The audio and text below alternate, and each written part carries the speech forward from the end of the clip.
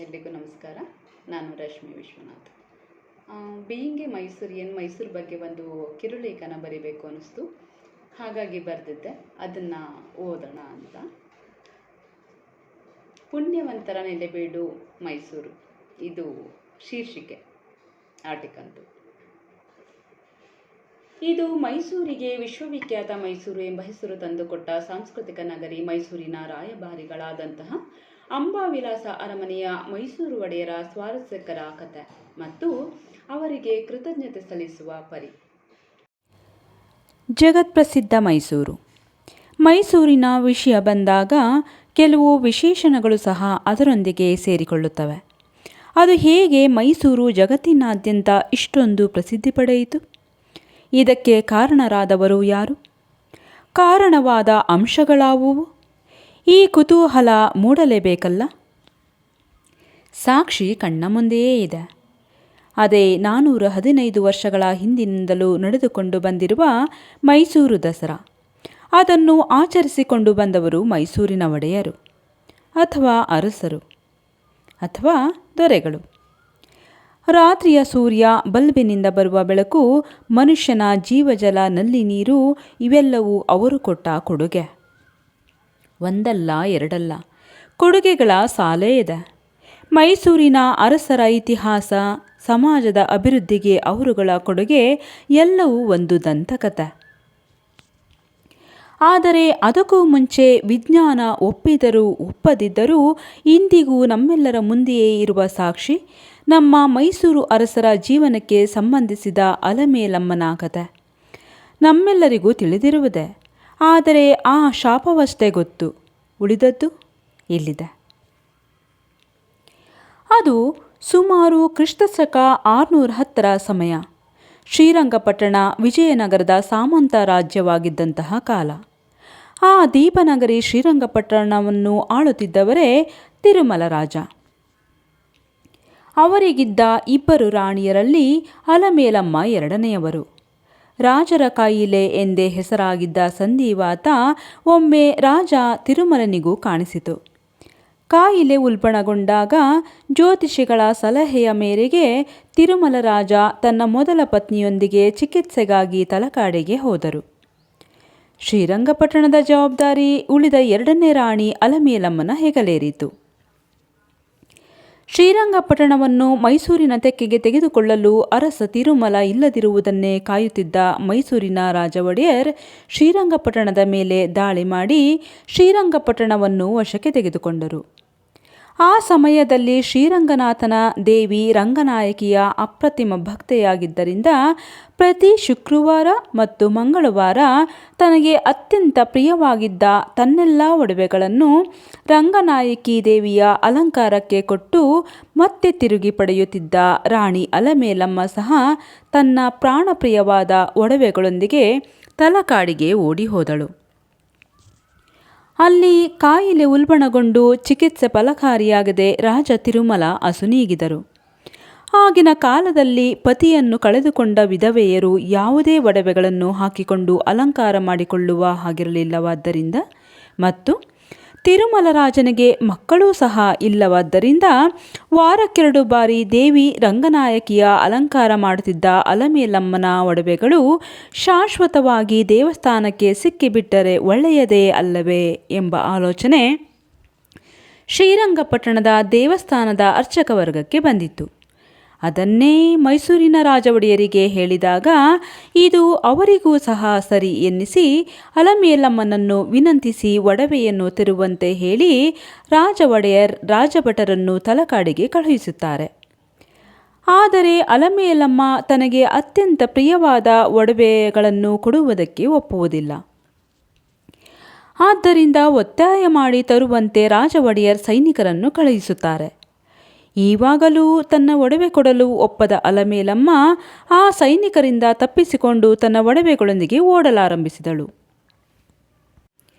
ಓಡಿ ಓಡಿ ಮಾಲಂಗಿಯ ಕಾವೇರಿ ನದಿ ತೀರದಲ್ಲಿ ಸೈನಿಕರಿಂದ ತಪ್ಪಿಸಿಕೊಳ್ಳಲಾರದ ಸ್ಥಿತಿಯಲ್ಲಿ ಸಿಕ್ಕಿಕೊಂಡು ಬಿಡುತ್ತಾಳೆ. ಇನ್ನು ತಪ್ಪಿಸಿಕೊಳ್ಳಲು ಸಾಧ್ಯವೇ ಇಲ್ಲ ಎಂದು ತಿಳಿದಾಗ ಅದೇ ಕಾವೇರಿ ನದಿಗೆ ಹಾರಿ ಜೀವ ಬಿಡುತ್ತಾಳೆ. ಹಾಗೆ ಹಾರುವ ಮುನ್ನ ತಲಕಾಡು ಮರಳಾಗಿ ಮಾಲಂಗಿ ಮಡುವಾಗಿ ಮೈಸೂರು ರಾಜರಿಗೆ ಮಕ್ಕಳಾಗದೇ ಇರಲಿ ಎಂಬ 3 ಶಾಪಗಳನ್ನು ಕೊಟ್ಟು ಹೋಗುತ್ತಾಳೆ. ನಾನು ರಂಗನಾಯಕಿಯ ನಿಜವಾದ ಭಕ್ತೆಯೇ ಆಗಿದ್ದರೆ ಮತ್ತು ಪತಿವ್ರತೆಯೇ ಆಗಿದ್ದರೆ ನನ್ನ ಶಾಪಗಳು ಸಹ ನಿಜವಾಗಲಿ ಎಂದು ಹೇಳಿ ತಾನು ತನ್ನ ಒಡವೆಗಳೊಂದಿಗೆ ಕಾವೇರಿ ನದಿಗೆ ಹಾರುತ್ತಾಳೆ. ಅಂತೆಯೇ ಅಂದಿನ ಸಮಯದಲ್ಲಿ ಸಂಪದ್ಭರಿತವಾಗಿದ್ದ ತಲಕಾಡು ಮರಳಿನಿಂದ ಆವೃತವಾಯಿತು. ಸುಮಾರು 30ಕ್ಕೂ ಹೆಚ್ಚು ದೇವಸ್ಥಾನಗಳು ಅಲ್ಲಿ ಮರಳಿನಿಂದ ಮುಚ್ಚಿ ಹೋಗಿವೆ. ಅಲಮೇಲಮ್ಮ ಹಾರಿದ ಮಾಲಂಗಿಯ ಕಾವೇರಿ ನದಿಯಲ್ಲಿ ದೊಡ್ಡ ದೊಡ್ಡ ಸುಳಿಗಳು ನಿರ್ಮಾಣವಾದವು. ಅದೇ ರೀತಿ ಮೈಸೂರು ರಾಜರಿಗೆ ಮಕ್ಕಳಾಗುತ್ತಿಲ್ಲ. ಆದ್ದರಿಂದ ದತ್ತು ಪಡೆಯಲಾಗುತ್ತಿದೆ. 17ನೇ ಶತಮಾನದಿಂದ ಇಲ್ಲಿಯವರೆಗೆ 7 ಜನ ರಾಜರು ದತ್ತುಪುತ್ರರೇ ಆಗಿದ್ದಾರೆ. ಮೊದಲಿಗೆ ಆ ಶಾಪವನ್ನು ಗಂಭೀರವಾಗಿ ಪರಿಗಣಿಸದಿದ್ದ ಒಡೆಯರು ಶಾಪ ನಿಜವಾಗುತ್ತಿದೆ ಎಂಬುದನ್ನು ಮನಗಂಡ ನಂತರ ಶಾಪ ವಿಮೋಚನೆಗಾಗಿ ಅಲಮೇಲಮ್ಮನ ಒಂದು ಬಂಗಾರದ ಮೂರ್ತಿ ಮಾಡಿಸಿ ಅದಕ್ಕೆ ಪೂಜಿಸಲಾರಂಭಿಸಿದರು. ಇಂದಿಗೂ ಸಹ ಪ್ರತಿ ದಸರಾದಲ್ಲಿ ಅಲಮೇಲಮ್ಮನ ಬಂಗಾರದ ಮೂರ್ತಿಗೆ ವಿಶೇಷ ಪೂಜೆ ಸಲ್ಲಿಸುವ ಪದ್ಧತಿ ಮುಂದುವರೆದುಕೊಂಡು ಬಂದಿದೆ. ಇದು ಚರಿತ್ರೆ. ನಂತರ ನಡೆದದ್ದು ಇತಿಹಾಸದ ಪುಟಗಳಲ್ಲಿ ದಾಖಲಾಗಿರುವ ಮತ್ತು ನಾವೆಲ್ಲರೂ ಇಂದಿಗೂ ಅವುಗಳಿಂದ ಪ್ರಯೋಜನ ಪಡೆಯುತ್ತಿರುವ ಸಾಧನೆ. 1805ರಿಂದ ಹೆಚ್ಚು ಕಡಿಮೆ 1950ರವರೆಗೆ ಕಣ್ಣಿನ ಆಸ್ಪತ್ರೆ, ವಿದ್ಯುತ್ ಸಂಪರ್ಕ, ಅಣೆಕಟ್ಟೆ, ಭಾರತೀಯ ವಿಜ್ಞಾನ ಸಂಸ್ಥೆ, ಸ್ಟೇಟ್ ಬ್ಯಾಂಕ್ ಆಫ್ ಮೈಸೂರು, ಕೃಷಿ ವಿಶ್ವವಿದ್ಯಾನಿಲಯ, ಕನ್ನಡ ಸಾಹಿತ್ಯ ಪರಿಷತ್ತು, ಮೈಸೂರು ವಿಶ್ವವಿದ್ಯಾನಿಲಯ, ಯುವರಾಜ ಕಾಲೇಜು, ಮಹಾರಾಣಿ ಮಹಿಳಾ ಕಾಲೇಜು, ಲಲಿತ ಮಹಲ್ ಅರಮನೆ, ಬೆಂಗಳೂರಿನ ವಿಜ್ಞಾನ ಕಾಲೇಜು, ಭದ್ರಾವತಿ ಕಬ್ಬಿಣ ಮತ್ತು ಉಕ್ಕಿನ ಕಾರ್ಖಾನೆ, ಮೈಸೂರು ಮೆಡಿಕಲ್ ಕಾಲೇಜು, ಕೃಷ್ಣರಾಜನಗರ ಸ್ಥಾಪನೆ, ನಿಮ್ಹಾನ್ಸ್ ಆಸ್ಪತ್ರೆ, ಕೃಷ್ಣರಾಜ ಆಸ್ಪತ್ರೆ, ಬೆಂಗಳೂರಿನ KR ಮಾರುಕಟ್ಟೆ, ಮಂಡ್ಯ ಸಕ್ಕರೆ ಕಾರ್ಖಾನೆ, KR ಮಿಲ್, ಸಂತ Philomena church, Mysuru paper mill Bhadravati, CFTRI, Devaraja ಮಾರುಕಟ್ಟೆ, ಲ್ಯಾನ್ಸ್ಡೌನ್ ಬಿಲ್ಡಿಂಗ್, DC ಆಫೀಸ್ ಅಥವಾ ಅಠಾರ ಕಚೇರಿ, ಹೀಗೆ ಲೆಕ್ಕವಿಲ್ಲದಷ್ಟು ವ್ಯವಸ್ಥೆಗಳನ್ನು ಕಟ್ಟಿಕೊಟ್ಟವರು ನಮ್ಮ ಮೈಸೂರಿನ ದೊರೆಗಳು. ಹಾಗೆಯೇ ಬಾಲ್ಯ ವಿವಾಹ ರದ್ಧತಿ, ಮಹಿಳಾ ಶಿಕ್ಷಣಕ್ಕೆ ಒತ್ತು, ಹಿಂದುಳಿದವರ ಸುಧಾರಣೆಗಾಗಿ ಮೀಸಲಾತಿ, ಹೀಗೆ ಹಲವಾರು ಸುಧಾರಣೆಗಳನ್ನು ಸಹ ತಂದ ಮಹಾನುಭಾವರು. ಈ ಎಲ್ಲ ಅಭಿವೃದ್ಧಿ ಕಾರ್ಯಗಳ ಜೊತೆಗೆ ಮತ್ತು ಇನ್ನಷ್ಟು ನಮಗೆ ತಿಳಿಯದಂತೆ ಲೆಕ್ಕಕ್ಕೆ ಸಿಗದೆ ಮರೆಯಾಗುವ ಅಭಿವೃದ್ಧಿ ಕೆಲಸಗಳು ಅದೆಷ್ಟೋ. ಇಷ್ಟೆಲ್ಲ ಕಾಣಿಕೆ ಕೊಟ್ಟ ಮೈಸೂರಿನ ಒಡೆಯರು ಒಟ್ಟು 25 ಜನ. ಅವರೆಲ್ಲರೂ ಕೂಡ ನುಡಿದಂತೆ ನುಡಿದವರು. ಅವರಲ್ಲಿ 13 ಜನ ದೀಪನಗರಿ ಶ್ರೀರಂಗಪಟ್ಟಣದಲ್ಲಿದ್ದುಕೊಂಡು ಮೈಸೂರಿಗಾಗಿ ಶ್ರಮಿಸಿದವರು. ನಂತರ ಬಂದ 4 ಜನ ಒಡೆಯರು ಸುಂದರನಗರಿ ಮೈಸೂರಿನಲ್ಲಿದ್ದವರು. 1799ರ ಜೂನ್ 30ನೇ ತಾರೀಕಿನಂದು 5 ವರ್ಷದ ಒಬ್ಬ ರಾಜ ಆಡಳಿತಕ್ಕೆ ಬಂದರು. ಅಲ್ಲಿಂದ ಇಲ್ಲಿಯವರೆಗೆ ಒಟ್ಟು 4 ಜನ ಪ್ರಮುಖ ರಾಜರು ಮತ್ತು 2 ರಾಜಕುಮಾರರು ಬಂದಿದ್ದಾರೆ. ಮೈಸೂರು ಸಂಸ್ಥಾನದ ಮೊದಲ ಪ್ರಮುಖ ಮಹಾರಾಜ ಮುಮ್ಮಡಿ ಅಥವಾ 3ನೇ ಕೃಷ್ಣರಾಜ ಒಡೆಯರ್. ನಂತರ ಬಂದವರು ಅವರ ದತ್ತುಪುತ್ರ 10ನೇ ಚಾಮರಾಜೇಂದ್ರ ಒಡೆಯರ್, ಅವರ ಧರ್ಮಪತ್ನಿ ಕೆಂಪನಂಜಮ್ಮಣ್ಣಿ. ಅವರಿಗಿದ್ದ 2 ಪುತ್ರರಲ್ಲಿ ನಾಲ್ವಡಿ ಕೃಷ್ಣರಾಜ ಒಡೆಯರ್ ಜ್ಯೇಷ್ಠ ಪುತ್ರ ಮತ್ತು ಕಂಠೀರವ ನರಸಿಂಹರಾಜ ಒಡೆಯರ್ 2ನೇಯವರು. 10ನೇ ಚಾಮರಾಜೇಂದ್ರ ಒಡೆಯರ್ ನಂತರದ ರಾಜ ನಾಲ್ವಡಿ ಕೃಷ್ಣರಾಜ ಒಡೆಯರ್. ಇವರ ನಂತರ ಬಂದವರು ಸಹೋದರ ಕಂಠೀರವ ನರಸಿಂಹರಾಜ ಒಡೆಯರ್ ಮಗನಾದ ಜಯಚಾಮರಾಜೇಂದ್ರ ಒಡೆಯರ್. ಅವರ ಮೊದಲ ರಾಣಿ ಸತ್ಯಪ್ರೇಮಕುಮಾರಿ. ಜಯಚಾಮರಾಜೇಂದ್ರ ಒಡೆಯರ್ ಮತ್ತು ಸತ್ಯಪ್ರೇಮಕುಮಾರಿ ಅವರ ಮಗನೇ ಶ್ರೀಕಂಠದತ್ತ ನರಸಿಂಹರಾಜ ಒಡೆಯರ್, ಪತ್ನಿ ಪ್ರಮೋದಾದೇವಿ ಒಡೆಯರ್. ಇವರಿಬ್ಬರ ದತ್ತುಪುತ್ರ ಯದುವೀರ ಕೃಷ್ಣದತ್ತ ಚಾಮರಾಜ ಒಡೆಯರ್, ಪತ್ನಿ ತ್ರಿಷಿಕಾ ಕುಮಾರಿ ದೇವಿ. ಇವರ ಜ್ಯೇಷ್ಠ ಪುತ್ರ ಆದ್ಯವೀರ ನರಸಿಂಹರಾಜ ಒಡೆಯರ್. ಮೊದಲ 12-13 ರಾಜರ ಆಳ್ವಿಕೆಯವರೆಗೂ ಸತಿ ಸಹಗಮನ ಪದ್ಧತಿ ಇತ್ತು. ಮೊದಲ ಬಾರಿಗೆ ಕೋಲ್ಕತ್ತಾದಲ್ಲಿ ಸತಿ ಸಹಗಮನ ಪದ್ಧತಿ ವಿರುದ್ಧ ಹೋರಾಟ ನಡೆದ ಪ್ರಭಾವ ನಂತರ ಮೈಸೂರಿನ ಒಡೆಯರ್ ಮನೆತನದಲ್ಲೂ ಸಹ ಸತಿ ಸಹಗಮನ ಪದ್ಧತಿಯನ್ನು ನಿಲ್ಲಿಸಲಾಯಿತು. ಪ್ರಸ್ತುತ ಇರುವ ಅಂಬಾವಿಲಾಸ ಅರಮನೆ 5ನೆಯ ಅರಮನೆ. ಇದಕ್ಕೂ ಮುಂಚೆ ಇದ್ದದ್ದು 95 ವರ್ಷದ ಹಳೆಯ ಮರದ ಅರಮನೆ. ಹಾಗಾದರೆ ಅದೇನಾಯಿತು? ಈ ಅರಮನೆ ಏಕೆ ಬಂತು? ಈ ಕಥೆಯನ್ನು ನೋಡಿ ಬರುವ ಬನ್ನಿ. ಮರದ ಅರಮನೆ. ಮರದ ಅರಮನೆಯಲ್ಲಿದ್ದದ್ದು ಇಂದಿನ ಅರಮನೆಯ ಜಯರಾಮ ಬಲರಾಮ ಗೇಟಿನ ಎದುರುಗಡೆ ಆಲ್ಬರ್ಟ್ ವಿಕ್ಟರ್ ರಸ್ತೆಯಲ್ಲಿ ನಿಲ್ಲಿಸಲಾಗಿರುವ ಅಮೃತಶಿಲೆಯ ಪ್ರತಿಮೆಯಲ್ಲಿರುವ ರಾಜ 10ನೇ ಚಾಮರಾಜೇಂದ್ರ ಒಡೆಯರ್. 10ನೇ ಚಾಮರಾಜೇಂದ್ರ ಒಡೆಯರ್ 1894ರಲ್ಲಿ ಅಖಿಲ ಭಾರತೀಯ ವೈದ್ಯಕೀಯ ಸಮ್ಮೇಳನದ ಉದ್ಘಾಟನೆಗೆಂದು ಕೋಲ್ಕತ್ತಾಗೆ ಹೋಗಿದ್ದಂತಹ ಸಮಯದಲ್ಲಿ ಉದ್ಘಾಟನೆ ಮಾಡಿದ ರಾತ್ರಿ ಗಂಟಲು ಬೇನೆ ಡಿಫ್ತೀರಿಯಾ ಬಂದು ನಿಧನರಾದರು. ಕೋಲ್ಕತ್ತಾ ನಗರದ ಮುಖ್ಯ ನ್ಯಾಯಾಧೀಶ ಗುರುನಾಥ್ ಬ್ಯಾನರ್ಜಿಯವರು, ನಾವು ಕೋಲ್ಕತ್ತಾದವರು ಮೈಸೂರಿಗಿಂತ ಚೆನ್ನಾಗಿ ಅಂತ್ಯ ಸಂಸ್ಕಾರ ಮಾಡುತ್ತೇವೆ ಎಂದು ಕೆಂಪನಂಜಮ್ಮಣ್ಣಿಯವರಿಗೆ ಮಾತು ಕೊಟ್ಟು ಕೋಲ್ಕತ್ತಾದ ಗಂಗಾ ನದಿಯ ಪಕ್ಕದಲ್ಲಿರುವ ಕಾಳಿಘಾಟ್ನಲ್ಲಿ ಅವರ ಪಾರ್ಥಿವ ಶರೀರದ ಅಂತ್ಯ ಸಂಸ್ಕಾರ ಮಾಡಿದರು. ಅವರ ನೆನಪಿಗಾಗಿ ಇಂದಿಗೂ ಸಹ ಪ್ರತಿ ವರ್ಷ ಆ ದಿನ ಕೋಲ್ಕತ್ತಾ ನಗರ ಅನ್ನದಾನವನ್ನು ಏರ್ಪಡಿಸುತ್ತಾ ಬಂದಿದೆ.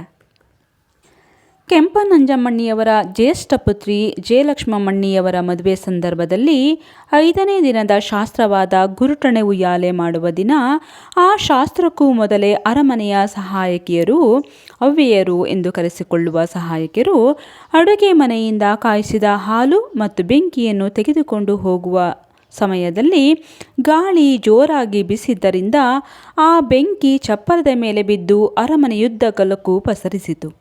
ಆದ ಕಾರಣ 1897ರ ಫೆಬ್ರವರಿ 27ನೇ ತಾರೀಕು ಭಾನುವಾರ ಬೆಳಗ್ಗೆ 9 ಗಂಟೆಗೆ ಆಕಸ್ಮಿಕ ಬೆಂಕಿಯಲ್ಲಿ ಆ ಮರದ ಅರಮನೆ ಸುಟ್ಟು ಹೋಯಿತು.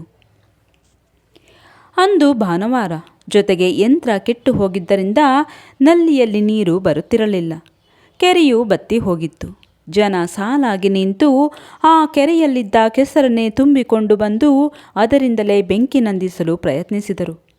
ಇದ್ದಂತಹ ಒಂದೇ ಒಂದು ಅಗ್ನಿಶಾಮಕ ದಳ ಬೆಂಗಳೂರಿನಲ್ಲಿತ್ತು. ಅದು ಮೈಸೂರಿಗೆ ಬರುವುದರೊಳಗಾಗಿ ಅರಮನೆ ಉರಿದು ಹೋಗಿತ್ತು. ಆ ಅರಮನೆ ಧಗಧಗನೆ ಉರಿಯುವಾಗ 12 ವರ್ಷದ ಬಾಲಕ ನಾಲ್ವಡಿ ಕೃಷ್ಣರಾಜ ಒಡೆಯರ್ ಕಣ್ಣೀರು ಹಾಕುತ್ತಾ ನಿಂತಿದ್ದ ಅರಮನೆಯ ಮುಸ್ಲಿಂ ಸೇವಕರುದ್ಧನಿಗೆ, ಅಳಬೇಡಿ ತಾತ, ಇದು ಪ್ರಕೃತಿ ಸಹಜ, ಇದಕ್ಕಿನ್ನ ಭವ್ಯವಾದ ಅರಮನೆಯನ್ನು ನಾನು ಕಟ್ಟಿಸುತ್ತೇನೆ ಎಂದು ಸಮಾಧಾನ ಮಾಡಿ ಅಷ್ಟು ಚಿಕ್ಕ ವಯಸ್ಸಿನಲ್ಲೇ ಪ್ರೌಢಿಮೆ ಮೆರೆಯುತ್ತಾರೆ. ಅದಾದ 1 ವಾರದಲ್ಲೇ ಅನಾಹುತಕ್ಕೆ ಕಾರಣವನ್ನು ಕುರಿತು 100 ಪುಟಗಳ ವಿವರಣೆಯನ್ನು ತೆಗೆದುಕೊಂಡ ರಾಣಿ ಕೆಂಪನಂಜಮ್ಮಣ್ಣಿಯವರು 15 ದಿನಗಳಲ್ಲೇ ಅರಮನೆಯ ನವನಿರ್ಮಾಣಕ್ಕೆ ಯೋಜನೆಗಳನ್ನೂ ಸಹ ರೂಪಿಸಲು ಆರಂಭಿಸಿದರು. ಆ ಸಮಯದಲ್ಲಿ ಮದುವೆಗೆ ಬಂದಿದ್ದ ಜನರೆಲ್ಲರನ್ನೂ ಜೋಪಾನವಾಗಿ ಬ್ರಹ್ಮಪುರಿ ದ್ವಾರದಿಂದ ಜಗನ್ಮೋಹನ ಅರಮನೆಗೆ ಕಳುಹಿಸಲಾಯಿತು. ಹಾಗಾಗಿ ಯಾರಿಗೂ ಏನೂ ತೊಂದರೆ ಆಗಲಿಲ್ಲ. ಕಿಳ್ಳೆ ಮೊಹಲ್ಲಾದ ಜನರೆಲ್ಲ ಸೇರಿ ಅರಮನೆಯ ಒಳಗಿದ್ದ ಅಂಬಾರಿ, ವಜ್ರವೈಡೂರ್ಯ ಎಲ್ಲವನ್ನೂ ಈಚೆಗೆ ಸಾಗಿಸಿದರು. ಆದರೆ ಇದೆಲ್ಲವನ್ನು ಸಾಗಿಸುವಾಗ ಅರಮನೆಯ 4 ನೌಕರರು ಮತ್ತು ಬೆಂಕಿಯನ್ನು ನಂದಿಸಲು ಬಂದ 4 ಜನ ನೌಕರರು ದಾರುಣವಾಗಿ ಬೆಂಕಿಯಲ್ಲಿ ಸುಟ್ಟು ಸತ್ತು ಹೋದರು. ಆ 8 ಜನರ ಕುಟುಂಬಕ್ಕೆ ರಾಣಿ ಕೆಂಪನಂಜಮ್ಮಣ್ಣಿಯವರು 1 ವಾರದೊಳಗೆ ಪುನರ್ವಸತಿ ನಿರ್ಮಿಸಿಕೊಟ್ಟು ಉದ್ಯೋಗ ಕೊಟ್ಟು ನೋಡಿಕೊಂಡರು. ಈಗಿರುವ ಅಂಬಾವಿಲಾಸ ಅರಮನೆ. ಶಿಮ್ಲಾದಲ್ಲಿರುವ ವೈಸ್ರಾಯ್ ಭವನವನ್ನು ವಿನ್ಯಾಸಗೊಳಿಸಿದ ಸರ್ ಹೆನ್ರಿ ಇರ್ವಿನ್ನನ್ನು ಕರೆಸಿ ಅರಮನೆಯ ವಿನ್ಯಾಸವನ್ನು ಮಾಡಿಕೊಡುವಂತೆ ಕೇಳಿಕೊಳ್ಳಲಾಯಿತು. 6 ತಿಂಗಳುಗಳ ಕಾಲ ಮೈಸೂರಿನಲ್ಲೇ ಇದ್ದಂತಹ ಇರ್ವಿನ್, ಇವಾಗಿನ ಮೈಸೂರಿನ ಇರ್ವಿನ್ ರಸ್ತೆ ಅವರ ಹೆಸರಲ್ಲೇ ಇರೋದು, ಅರಮನೆಯ ವಿನ್ಯಾಸವನ್ನು ಮಾಡಿಕೊಟ್ಟಿದ್ದಕ್ಕಾಗಿ ಕೆಂಪನಂಜಮ್ಮಣ್ಣಿಯವರು ಅವರಿಗೆ 12,000 ಸಂಭಾವನೆಯನ್ನು ಕೊಟ್ಟುತ್ತಾರೆ. ಇವಾಗಿನ ಅಂಬಾವಿಲಾಸ ಅರಮನೆಯನ್ನು ಕಟ್ಟಿದ ಇಂಜಿನಿಯರ್ BP ರಾಘವಲು ನಾಯ್ಡು. ರಾಣಿ ಕೆಂಪನಂಜಮ್ಮಣ್ಣಿಯವರು ಬಿ.ಪಿ. ರಾಘವಲು ನಾಯ್ಡು ಮತ್ತು ನಾಲ್ವಡಿ ಕೃಷ್ಣರಾಜ ಒಡೆಯರ್ ಮೂರೂ ಜನರು ಕುಳಿತು ಅರಮನೆಯನ್ನು ಕಟ್ಟುವ ಬಗ್ಗೆ ಚರ್ಚೆ ಮಾಡಿ, ವಿಶ್ವದ ಅತಿ ಶ್ರೇಷ್ಠ ವಸ್ತುಗಳೆಲ್ಲವೂ ಅರಮನೆಯಲ್ಲಿರಬೇಕು, ಶ್ರೇಷ್ಠ ಕೆಲಸಗಾರರು ಅರಮನೆಗಾಗಿ ಕೆಲಸ ಮಾಡಬೇಕು ಎಂಬ ತೀರ್ಮಾನ ತೆಗೆದುಕೊಳ್ಳುತ್ತಾರೆ. ಹಾಗಾಗಿ ಅಮರಶಿಲ್ಪಿ ಜಕ್ಕಣ್ಣಾಚಾರ್ಯ ವಂಶಜರನ್ನು ಮತ್ತು ಆಗ್ರಾದಲ್ಲಿ ತಾಜ್ ಮಹಲ್ ನಿರ್ಮಿಸಿದ ಸಂತಾನದವರನ್ನು ಕರೆಸಲಾಗುತ್ತದೆ. 3000 ವರ್ಷಗಳಷ್ಟು ಪ್ರಾಚೀನವಾದ ಭೂಕಂಪನರಹಿತ ಚಾಮುಂಡಿ ಬೆಟ್ಟ ಎಂದು ವಿಜ್ಞಾನಿಗಳು ಹೇಳಿರುವ ಚಾಮುಂಡಿ ಬೆಟ್ಟದಲ್ಲಿದ್ದಂತಹ ಕೆಂಪು ಶಿಲೆಗಳನ್ನು ತರಿಸಿ ಶೇಷಾದ್ರಿ ಅಯ್ಯರವರು ಅರಮನೆಗೆ ಉದ್ದನೆಯ ಕಂಬಗಳನ್ನು ನಿಲ್ಲಿಸಿದರು. 12 ವರ್ಷಗಳ ಕಾಲ ಅಂಬಾವಿಲಾಸ ಅರಮನೆಗೋಸ್ಕರ ಸಾವಿರಾರು ಕೈಗಳು ಕೆಲಸ ಮಾಡಿದವು. H.Y. ಶಾರದಾ ಪ್ರಸಾದ್ ಅವರ ತಂದೆ ಯೋಗ ನರಸಿಂಹಂ 1916ರ ಮೈಸೂರು ವಿಶ್ವವಿದ್ಯಾಲಯದ ಮೊದಲ ತಂಡ ವಿದ್ಯಾರ್ಥಿಯಾದ ಸಂಗೀತ್ ವಿದ್ವಾನ್ ಅವರ ತಂದೆ ನಾರಾಯಣಪ್ಪ ಹೊಳೆ ನರಸೀಪುರದಿಂದ ಕಾಲ್ನಡಿಗೆಯಲ್ಲಿ ಬಂದು ಅರಮನೆಯ ಟ್ರೆಷರಿಯಲ್ಲಿ ಅಕೌಂಟ್ಸ್ ವಿಭಾಗದಲ್ಲಿ ಕೆಲಸಕ್ಕೆ ಸೇರಿ ಆರ್ಥಿಕ ಪಾರದರ್ಶಕತೆಯನ್ನು ಮೆರೆದವರು. ಹಾಗಾಗಿಯೇ ಇವಾಗಿರುವ ಅಂಬಾವಿಲಾಸ ಅರಮನೆ ಕಟ್ಟಲು ಖರ್ಚಾದ 49,63,913 ರೂಪಾಯಿಗಳ ಲೆಕ್ಕವನ್ನು ಕರಾರುವಕ್ಕಾಗಿ ದಾಖಲಿಸಿದ್ದಾರೆ.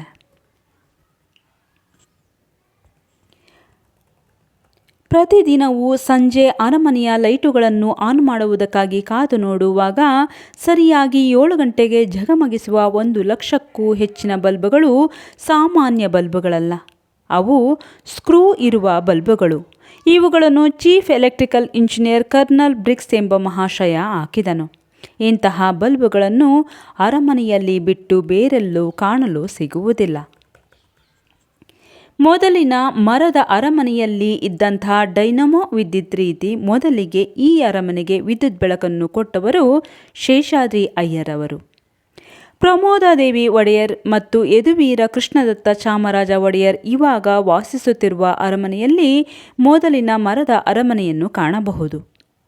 1907ನೇ ಇಸವಿಯಲ್ಲಿ ಗೃಹ ಪ್ರವೇಶ ಆಗಿ ಪ್ರವಾಸಿಗರಿಗೂ ತೆರೆದಿಡಲಾದ ಅಂಬಾವಿಲಾಸ ಅರಮನೆಯ ಸಂಪೂರ್ಣ ಕಾಮಗಾರಿ 1912ರಲ್ಲಿ ಮುಕ್ತಾಯವಾಯಿತು. ಮೈಸೂರು ಒಡೆಯರುಗಳ ವಿವರ. ಮೈಸೂರಿನ ಮೊದಲ ಹೆಸರಾಂತ ರಾಜ ಮುಮ್ಮಡಿ ಕೃಷ್ಣರಾಜ ಒಡೆಯರ್ ಭಾರತೀಯ ಶಿಕ್ಷಣವನ್ನು ಪಡೆದವರು. ಯುದ್ಧ ನೀತಿಯಲ್ಲಿ ಪರಿಣಿತಿ ಹೊಂದಿದ ಇವರು ದೀರ್ಘಾಯುಷಿ.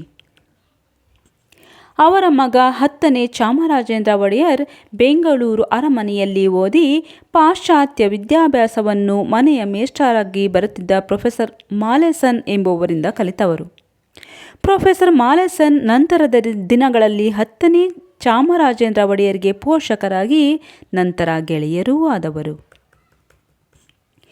ಮಹಾರಾಜರನ್ನು ಕಳೆದುಕೊಂಡಂತಹ ಕೆಂಪನಂಜಮ್ಮಣ್ಣಿಯವರು ಬಾಲಕ ನಾಲ್ವಡಿ ಕೃಷ್ಣರಾಜ ಒಡೆಯರ್ಗೆ ಅತ್ಯುತ್ತಮ ಶಿಕ್ಷಣವನ್ನು ಕೊಡಿಸಬೇಕೆಂಬ ಬಯಕೆಯಲ್ಲಿ ಇಂದಿಗೂ ಪ್ರೆಸರ್ ಟೌನ್ ಎಂದು ಅವರ ಹೆಸರಿನಲ್ಲಿರುವಷ್ಟು ಪ್ರಸಿದ್ಧಿ ಪಡೆದಿರುವ ಫ್ರೇಜರ್ ಅವರನ್ನು ಕರೆಸಿದರು.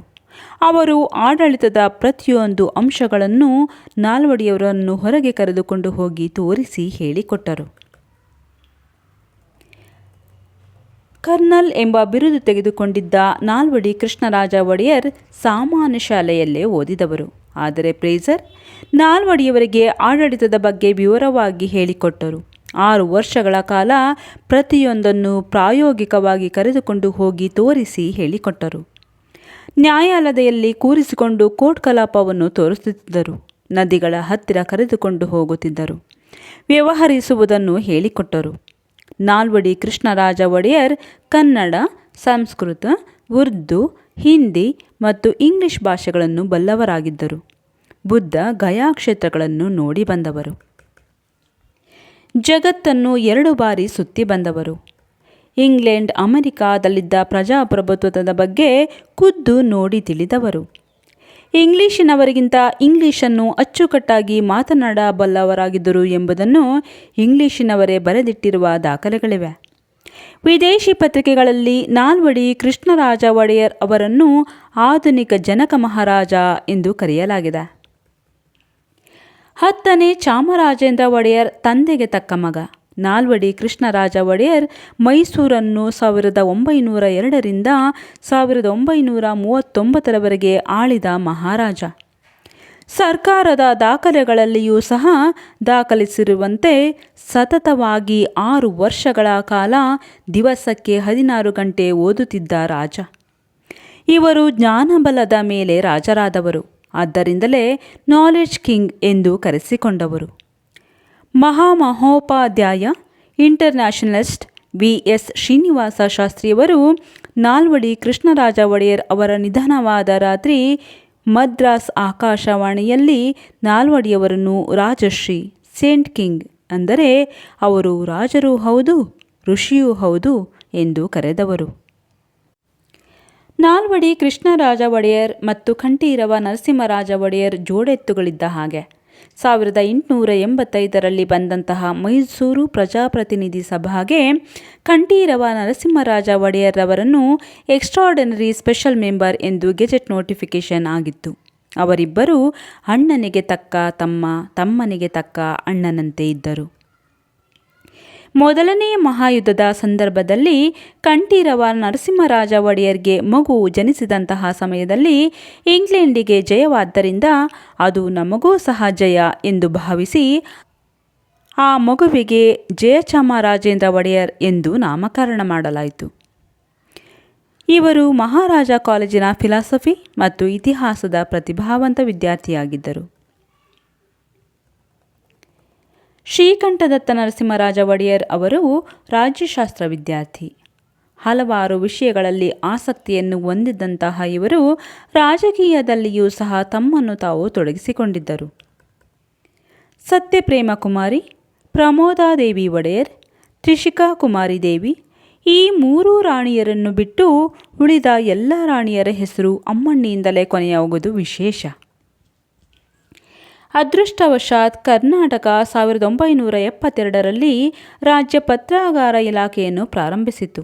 1983ನೇ ಇಸವಿಯಲ್ಲಿ ಮೈಸೂರಿನ ಅರಮನೆಯ ಗಾಯತ್ರಿ ದೇವಸ್ಥಾನದ ಒಳಗಿರುವ ಕಟ್ಟಡದಲ್ಲಿ ವಿಭಾಗೀಯ ಪತ್ರಾಗಾರ ಇಲಾಖೆ ಬಂದಿತ್ತು.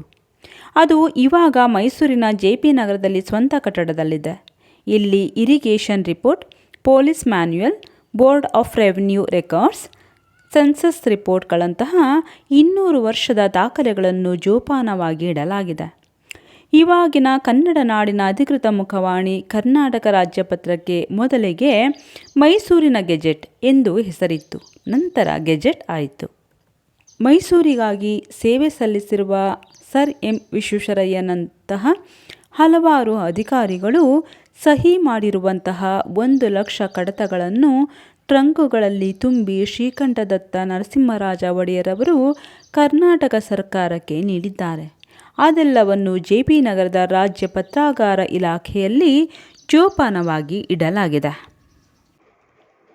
ಹೀಗೆ ಮೈಸೂರು ಒಡೆಯರು ಜನಸಾಮಾನ್ಯರ ನೋವುಗಳಿಗೆ, ಅವಶ್ಯಕತೆಗಳಿಗೆ ಸ್ಪಂದಿಸಿ ಆಗಿನ ಕಾಲದಲ್ಲೇ ಮೈಸೂರು ಜಗತ್ತಿನಾದ್ಯಂತ ಹೆಸರು ಮಾಡುವಂತೆ ಮಾಡಿ ಮೈಸೂರನ್ನು ಅಭಿವೃದ್ಧಿಯ ಪಥದಲ್ಲಿ ಕೊಂಡೊಯ್ದವರು.